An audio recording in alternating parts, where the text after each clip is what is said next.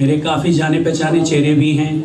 सबसे ज़्यादा क्लोज मेरी सईदा जी हैं जो यहाँ मौजूद हैं, और जब वो फ़ोन पर बात करती हैं तो ऐसा लगता है कि कोई बहुत यंग लड़की बात कर रही है, लेकिन हाँ हैं तो, लेकिन मैं नहीं कह सकता। ये तो आप लोग, लेकिन नहीं, इसकी तारीफ तो आप लोग सब करेंगे हाथ उठा के कि वो क्या है, लेकिन इतना ज़रूर है कि बराबर निरंतर 1965 से अब तक सईदा जी से बातचीत होती रहती है।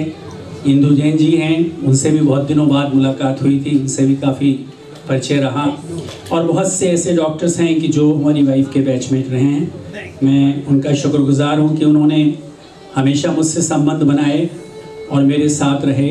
मुझे लेडी डॉक्टर या किसी डायरेक्टर मेडिकल का कोई मामला मेरे सामने आता है तो मेरा दिल काफ़ी कच्चा हो जाता है और मैं वो बात नहीं कर पाता, वैसा ही काम करना पड़ता है।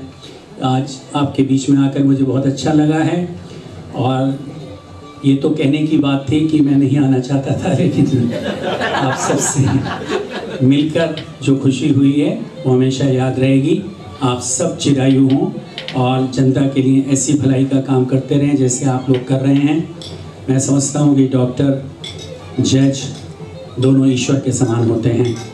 हमारे घर में हम दोनों ही हैं और दोनों ही हम जनता का भला करने के लिए चाहते हैं। आपसे भी उम्मीद करते हैं कि आप भी अपना आचरण इसी प्रकार रखें कि पैसा नहीं बल्कि जनता की भलाई, ये आपका मोटो होना चाहिए। Thank you very much. जोरदार और जोरदार तालियां होनी चाहिए।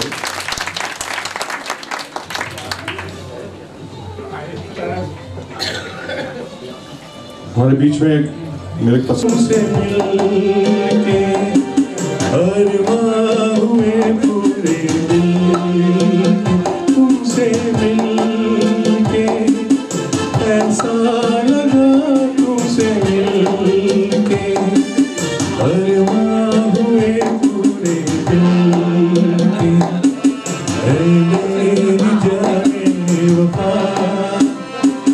मेरी तुमसे न होंगे जुदा, तुमसे मिलके ऐसा लगा, तुमसे मिलके अरमां हुए पूरे दिल के, तुमसे। Thank you. Give a big hand to doctor जी.एम. Gaur and his family. अगर आई है तो उनको बुलाएं। जी.एम. गौड़ अपने बारे में कुछ बताएं। हम लोग अब लगभग 68 साल की उम्र पे सब लोग मिल रहे हैं, और जिस वक्त हम लोग आए थे अगर निक्कर भी कोई पहना देता। जहाँ तक मेरे गाने की बात है, मैंने गाना शुरू किया रैगिंग से बचने के लिए।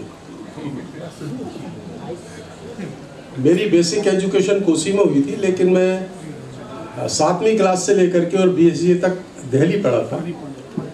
तो जब सिलेक्शन हुआ तो मन में एक बड़ा वो था कि मैं दिल्ली से आया हूँ और इंग्लिश में ही बात करता। पहले कुछ दिनों में ही जब कुछ सीनियर से बातें हुई और जैसे मैं बताता कि मैं दिल्ली से आया हूँ और मैं इंग्लिश में बोलता था, बड़ा परेशान रहा कि मुझे मारते क्यों। तो हमारे सीनियर बैच में थे एक डॉक्टर साहब, उन्होंने मुझे बताया तुम दिल्ली मत बोलो और इंग्लिश में मत बोला करो, तो पिटाई कम होगी। उससे बचे। उसके बाद भी जब पिटाई हुई थी, जो उन्होंने बताया कि ऐसा है, कह दो कि साहब मैं गाना गाता हूँ तो वो तुमको हॉस्टल में एक कोने में बिठा लिया करेंगे और तुमसे कुछ सुना करेंगे। चंद्रा साहब थे। तो डरते डरते मैं हॉस्टल में गया, तो चंद्रा साहब के पास गया तो उन्होंने कहा गाओ। हमने गाया, तब भी पिटाई हुई। समझ में नहीं आया क्या करें। तो ऐसे पिटते पिटते उस गाने का आदत पड़ गई और दोस्तों के मनोरंजन के लिए गाना भी शुरू कर दिया। Introducing myself, I am जी.एम. गौड़, आपका दोस्त।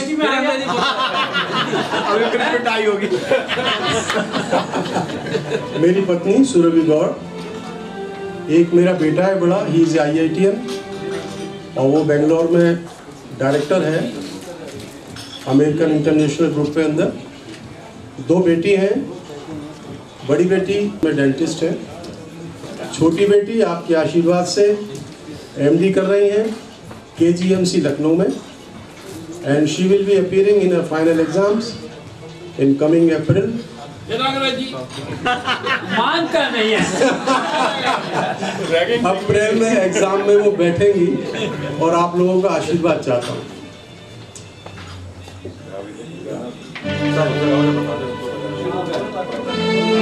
असल में मैं इस म्यूजिक पे तो ये रात ये चांदनी फिर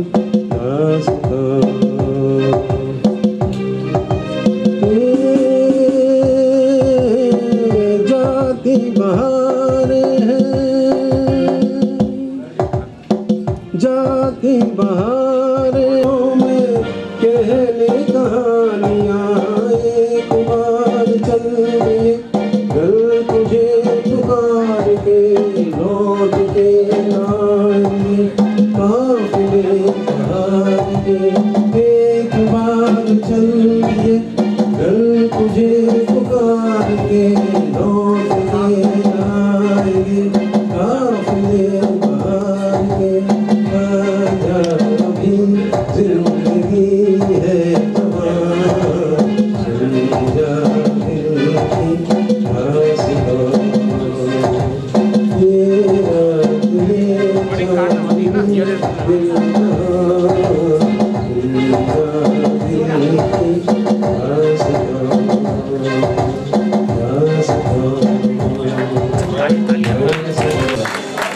आप भी गाती हैं, अपनी नहीं गाती, इनको सुनते रहते हैं इनसे की से कह दो जी मजा जब है तुम्हारी हर अदा काटिल ही कहलाए जरा दिलों से कह दो जी निशाना चूक ना जाए जरा दिलों से कह दो जी। कितनी मासूम लग रही हो तुमको जालिम कहे वो झूठा है। कितनी मासूम लग रही हो तुमको जालिम कहे वो झूठा है। ये भोलापन तुम्हारा ये भोलापन तुम्हारा ये शरारत और ये शौकी जरूरत क्या तुम्हें तलवार की तीरों की खंजर की नजर भर के जिसे तुम देख लो वो खुद ही मर जाए जरा नजरों से कह दो निशाना चूक ना जाए जरा नजरों से कह दो कातिल तुझे पुकारूं या जाने वफा कहूँ हैरत में पड़ गया हूँ कि मैं तुमको क्या कहूँ। जमाना है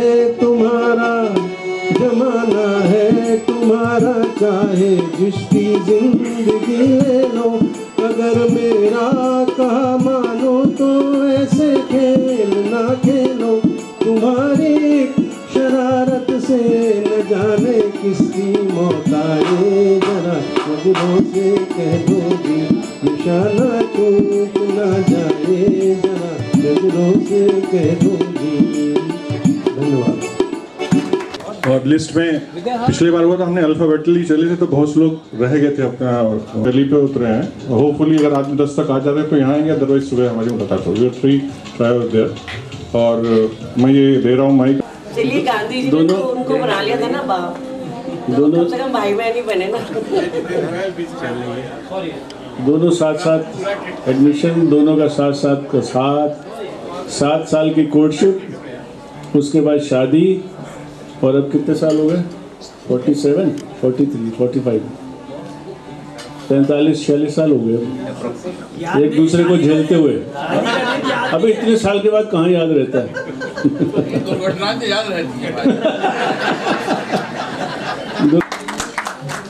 बेटी जो है वो बड़ी है, उसने एनेस्थीसिया में MD किया हुआ है, वो आजकल मथुरा में लेक्चरर है मेडिकल कॉलेज में, और बेटा जो है उसने एनाटॉमी में किया MD, वो आजकल भोपाल में वो पीपल्स मेडिकल कॉलेज में पढ़ा रहा है। उसकी वाइफ भी MDS किया हुआ उसने, वो भी लेक्चरर है भोपाल में, और उनकी एक बेटी। आप सबसे मिलकर बहुत अच्छा लगा। आप कुछ बोलें? Okay sir, thank you. जो बोले चल बेटा कर। Thank you. सर्विस सब चल रही है तो नोबडी इज हैविंग हाइपोग्लाइसीमिया, तो आप लोग अच्छी तालीफ जा सकते हो। And the next number is हमारे बीच में बड़े आनंद से नाम लूं, परम आनंद, परमानंद भी आ जाए।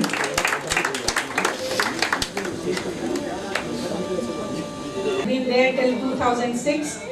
My husband was chief medical officer JNU. He retired from there, New Delhi. We have 2 children. Elder one is daughter, who is geography teacher in Gurgaon. And my son, he is an architect and he is in US right now. Baki, we are doing well, leading retired life at Gurgaon. Thank you. एक बार दोनों के लिए जोरदार तालियां। परमानंद जी आगे क्या कि आनंद में चलेंगे कहीं बाहर? चलिए next one I just skip over, थोड़ा चेंज कर लिया मैंने। मनोरमा देवी भी कर, doctor Manorama ji. My husband Yashwant Kumar बोले, इंजीनियर बाय प्रोफेशन। मैंने यहाँ से जाके पीडियाट्रिक्स में स्पेशलाइजेशन किया और फिर गवर्नमेंट जॉब किया। CGHS में मैंने पूरा समय बिताया अपना, और 2007 में रिटायर होने के बाद मैं आराम कर रही हूँ घर पे। हमारी 2 बेटियाँ हैं, बड़ी वाली मैरिड है सिंगापुर में with 2 daughters, and छोटी वाली जो है दोनों ने MBA किया हुआ है।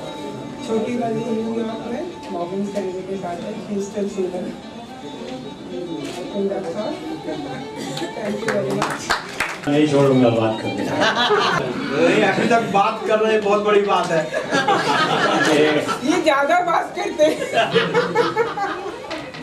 एक तो मुझे आज यहाँ जानकर बहुत ही अफसोस हुआ कि आपके कॉलेज की बिल्डिंग की दशा इतनी बिगड़ी हुई है कि डॉक्टर मेहता को ये बताना पड़ा कि डॉक्टर टंडन सॉरी। तो मैं कहूँगा कि इसके लिए कुछ ना कुछ काम जरूर करना चाहिए, कोई इनिशिएटिव लेना चाहिए, क्योंकि ये जो दशा होगी कैसे नहीं साहब? अगर हम ये सोच के चलेंगे कि नहीं होगी तो कैसे नहीं होगी? अगर हम ये सोचेंगे कि होगी तो होगी। उत्तर प्रदेश में तो नहीं हो सकती, कोशिश तो की जा सकती है, कोशिश तो। सर आप तो डांट रहे हैं।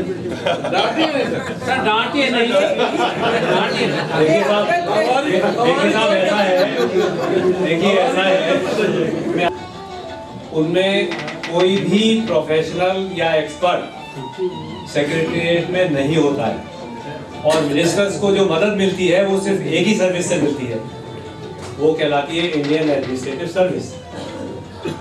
तो अगर हम ये जिहाद छेड़ें